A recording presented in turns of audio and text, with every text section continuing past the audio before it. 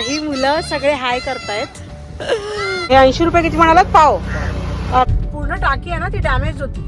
तर मी लोकांना अशी रिक्वेस्ट करते की उगाच पॅनिक क्रिएट करू नका. सरकारने सगळ्या गोष्टी मुबलक प्रमाणात दिल्या आहेत. Hello beautiful people, welcome to my vlog. तर मंडळी आज मी आले आमच्या कर्जतच्या घरी आणि ॲक्च्युली आज आहे फ्रायडे. सो म्हटलं थोडंसं जरा नॉनव्हेजचा बाजार वगैरे आणायचं आहे आम्हाला. तर ॲक्च्युली हे बघा, तुम्हाला कळत असेल की माझ्या मागे मला हे आंबे दिसत आहेत. हे किती सुंदर झाड आहे. ॲक्च्युली हे आमच्या थोडंसं बाजूच्या प्लॉटमध्ये आहे आणि हे बघून मला इतकं छान वाटलं. कसं असतं ना की आपण मुंबईला या सगळ्या गोष्टींचा म्हणजे आपल्याला अनुभव नाही घेता येत. शेवटी कोकणात जावं लागतं आपल्याला या सगळ्या गोष्टींसाठी. पण कर्जत अशा ठिकाणी आपण म्हणतात ना या सगळ्या नैसर्गिक गोष्टींचा आस्वाद घेऊ शकतो.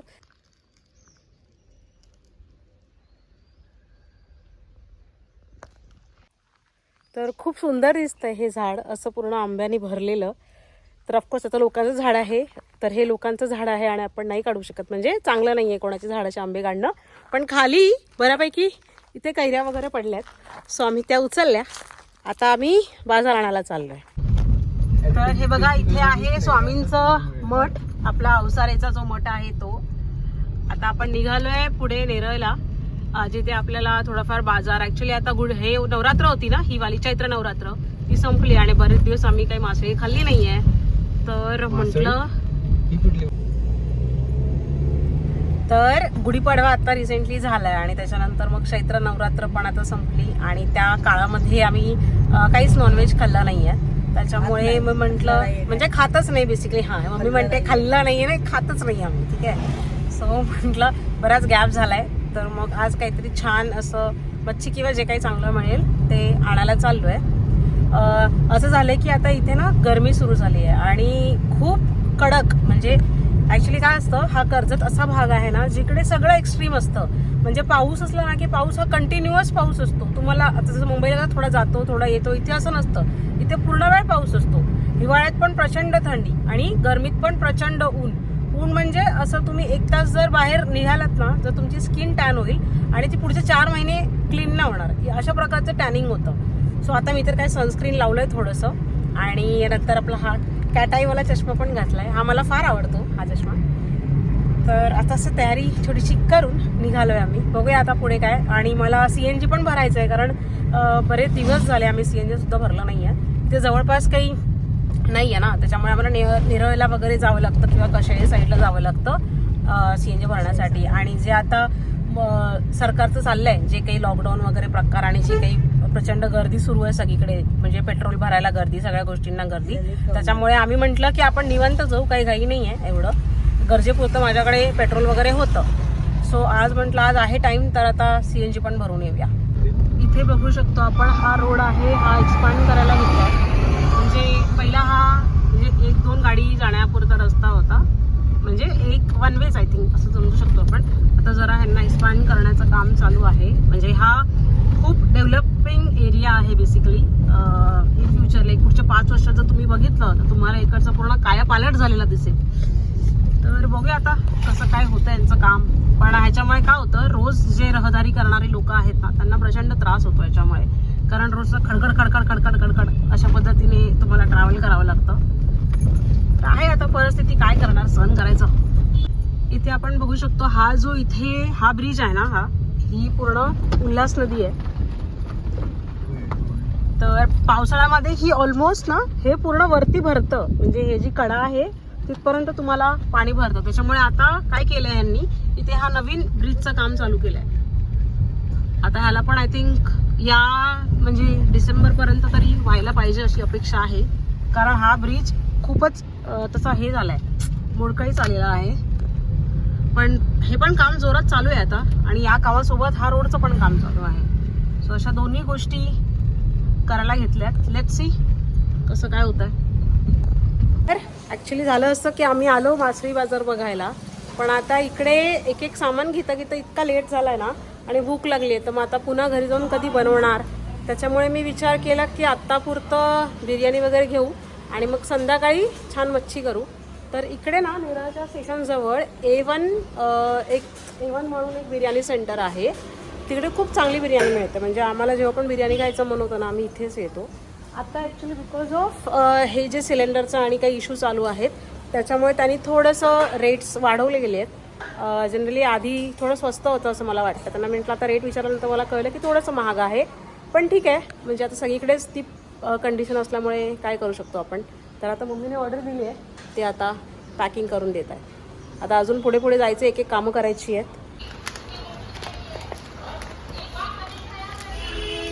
ही बघा इकडे ह्यांच्याकडे एवढी मोठी भांडी आहेत. इकडे ऑलरेडी प्रचंड इथे खूप खूप मोठ्या म्हणजे ज्या ऑर्डर्स आहेत ना इकडे ऑलमोस्ट निराच्या सगळ्या ऑर्डर इकडे येतात आणि हे लोक सर्व करतात त्यांना. थोडे मोठे नाही आहेत बोंबील दादा? अच्छा, तर हे 80 रुपये किती म्हणालात पाव? अर्धा द्या मला आणि मग हे द्या प्रॉन्स द्या. प्रॉन्स पाव किलो ते ॲड करा. इथे मी आता यांच्याकडून आता बोंबील हे साफ करून घेते. त्याशिवाय प्रॉन्स पण साफ करून घेते. पुन्हा मग ते कचरा कुठे टाकायचा वगैरे सगळ्या गोष्टी होतात. त्याच्यामुळे छोटी आणि सोपी प्रोसेस. इथे बघू शकतो की किती मोठे प्रॉन्स आहेत बघा. आता मी आमची जी सिलेंडरची टाकी आहे ना ती पण इथे चेंज करून घेतली. झालं असं होतं की जसं आता सिलेंडरचा इश्यू तुम्हाला माहिती आहे, तर तेव्हा मी गॅस ऑनलाईन बुक केला होता आणि मग जे आमचे नेहमीचे काका आहेत त्यांना फोन करून सांगितलं की माझं आल्यानंतर मला इमिजिएटली डिलिव्हरी द्या.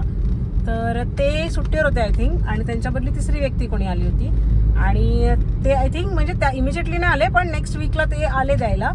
त्यात असं झालं की त्यांनी जी टाकी दिलेली ना, ती मी जेव्हा टाकी घेतली तेव्हा मी विचार केला की पूर्ण टाकी आहे ना ती डॅमेज होती. म्हणजे अशी वरून पॅक होती व्यवस्थित, पण साईडला ऑइल वगैरे लिकेज होत होतं आणि वरची ना फुटलेली होती अक्षरशः. तर मी त्यांना इमिजिएटली म्हटलं दादा ही टाकी नको, चेंज करून द्या. तर त्यांचं म्हणणं होतं की ताई तुमच्यासाठीच ॲक्च्युली शेवटची ठेवली होती आम्ही ही बाकी सगळ्या, कारण इथे ऑलरेडी स्टॉक कमी चालू आहे. तर लोकांचे गॅस पण बरे कमी कमी येतात, म्हणजे तेवढा त्यांना डिलिव्हरीसाठी अवेलेबल नाही आहे त्यांच्याकडे सिलेंडर. तर ही स्पेशली दादांनी फोन केलेला म्हणून तुमच्यासाठी आम्ही ठेवली होती. तर झालं असं की ती आम्ही आणली, म्हटलं जाऊ देता काय तर पर्यायाने मी घेतली ती. आणि घरी आणल्यानंतर असं झालं ना की 2-3 दिवस म्हणजे इमिजिएटली नेक्स्ट डे वास यायला लागला. तर म्हटलं असा का वास येतोय, गॅस तर बंद आहे, म्हणजे वरून सील पॅक होतं तरी वास येत होता. नंतर म्हटलं 2-3 दिवस पुन्हा चेक करते, सेम तसंच होतं आहे. म्हटलं लिकेज बिकेज आपल्याला काही कळत नाही, कारण साईडला ऑइलचा ते जरा हे लागले होते. मी तुम्हाला फोटो दाखवते, हे अशा पद्धतीने दिसतंय ते. तर मग म्हटलं असं ठेवून उगाच काहीतरी रिस्क होण्यापेक्षा आपण चेंज करून घेतलेला बरा, म्हणजे चेंज करून घेतलेला बरा. तर मग त्यांना पुन्हा मी कॉल केला, काकांना म्हटलं काका असं असं आहे. तर ते म्हणाले तुम्ही गोडाऊनला जा आणि तिकडे सांगा असं असं आहे आणि मग तुम्हाला चेंज करून देतील. तर आम्हाला आता वेळच मिळत नव्हता किती दिवस. मग आता म्हटलं चालूच आहे CNG भरायला, तर मग तो सिलेंडर पण घेतला आणि मग त्या काकांना दाखवलं असं असा प्रॉब्लेम आहे. त्यांनी मला टाकी पुन्हा चेंज करून दिली. तर असं भीती वाटते ना अशा म्हणजे अशी काही झालं लिकेज तर काय करणार उद्या. तर पोचलं आता आपण इथे CNGच्या पंपजवळ. इथे बघू शकतो पूर्ण हे खाली आहे, इथे नाही आहे गर्दी. पण काय होतं ना प्रचंड ऊन आहे, खूप असं एकदम कडकडतं ऊन आहे. आता हे जे बिचारे काम करतायत सगळे त्या प्रचंड उन्हामध्ये खूप डिफिकल्ट आहे. म्हणजे आता महिला आपण AC मध्ये फुल टाईम असतो, आपल्याला काहीच कळत नाही, पण त्यांचे कष्ट खरंच वाखाणण्याजोगे आहेत. खूप डिफिकल्ट आहे अशा पद्धतीने काम करणं. पण आता काय ते लोक आता सर्वायवलचा इश्यू आहे त्याच्यामुळे ते लोक पण आपलं करतायत सर्वाईव्ह. आता आपल्या गाडीचा नंबर आलाय इथे. इकडे बघू शकता आपण हा पेट्रोल पंप पण बऱ्यापैकी खाली आहे. तर आता इकडे पण जसं बघितलं तसं पेट्रोल पंप पण बऱ्यापैकी खाली आहे. आता मी ते पण CNG भरलंय पण पेट्रोल सुद्धा भरून घेतोय. काय होतं की जसं इंस्टाग्राम आणि याच्यावर आपण प्रचंड बघत असतो की लोक पॅनिक क्रिएट करतायत आणि सांगतायत हे भरमसाठ गर्दी पूर्ण पेट्रोल पंपनी आणि CNG पंपला आहे. पण तसं ॲक्च्युअलमध्ये केलं म्हणजे 2-3 दिवस आय थिंक होत असेल का. पण मी त्यांना विचारलं की असं काही होतं का, ते म्हणाले नाही आहे असं काही नाही आहे, हे लोक जास्तच उगाचच करतात पॅनिक क्रिएट काही काही पेट्रोल पंपला. पण असं केलं नाही पाहिजे. जितकी आता जसं मला पण कळलं होतं ऑलमोस्ट 7-8 दिवसापूर्वी आय थिंक, जेव्हा इंस्टाग्रामवर सगळं चालू होतं आम्ही नाही गेलो आणि म्हटलं संपू दे जेवढं आपल्याकडे आहे त्याच्यानंतर आपण जाऊ, काही एवढी घाई नाही लागली की अर्जंट जाऊन बघायसाठी.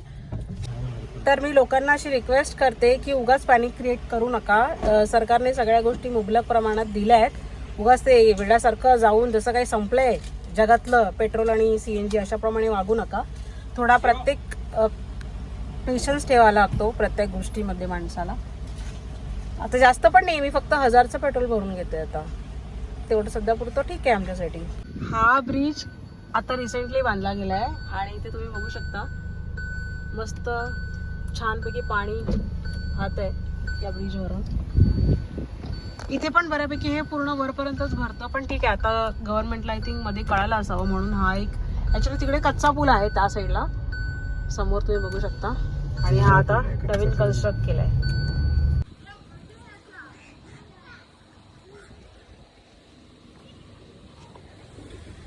हे असे खराब नको तू, हे खराब नाही ते दबलं. हे पण सेम 30ला पाव आणि 50ला अर्धा.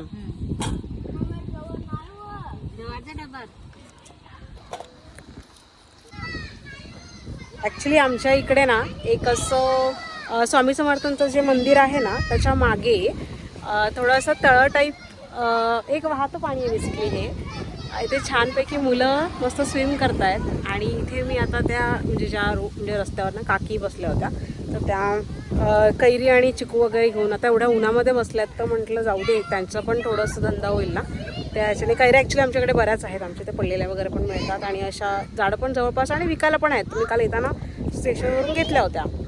तर आत्ता मी म्हटलं फ्रूट आता तिकडे बरेचसे होते शॉप्स, पण म्हटलं जाऊ दे मध्ये कुठे आता त्या काकी बसलेल्या त्यांना पण थोडासा सपोर्ट होईल या कारणाने मी त्यांच्याकडून घेतलं. मी तुम्हाला दाखवते. इथे बघा ही मुलं सगळे हाय करतायत. त्यांना करा हाय करा. ही सगळी मस्त इथे गरमीमध्ये थंड पाण्याचा आस्वाद घेत आहेत. बाय. आता बऱ्यापैकी शॉपिंग करून आपण आता आपल्या घरी आलोय.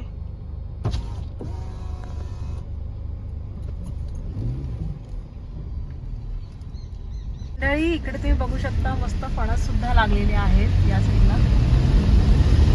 हे एंट्री आमची कॉम्प्लेक्सची. हे बघा मोठे मोठे फणस लागले. तर असा बहरलेला निसर्ग आहे आमच्या इथे. मला आता पुन्हा ते झाड दाखवते जिथे मी आता हे काढलं होतं ना आंब्याचं. हे सगळे आमचे शेजारी आहेत आणि हे बघा ते झाड किती मस्त. दे आर सो लकी की त्यांच्याकडे इतकं छान असं झाड आलं. इथे मी त्यांच्याकडून आता ही टाकी चेंज करून आणली आहे. मम्मीचा फ्रायडे उपवास असतो त्यामुळे तियासाठी खिचडी तर तीच आम्ही आता आमच्या छोट्या मेंबर्ससाठी पण केली आहे. हे लोक हेल्दी खातात आणि आम्ही अनहेल्दी खातो. तर मंडळी आता मी घरी आलो आहे आणि आता इथे बिर्याणी आणली आहे त्याचा आस्वाद घेतो आहे. ॲक्च्युली आज थोडीशी तब्येत बरी नाही आहे त्याच्यामुळे आजचा व्लॉग मी इकडे संपवते. तुम्हाला व्हिडिओ आवडला असेल तर लाईक करा, शेअर करा, कमेंट करा आणि सबस्क्राईब करायला विसरू नका जेणेकरून माझे नवनवीन व्हिडिओ आल्यानंतर तुमच्या फोनची घंटी वाजेल.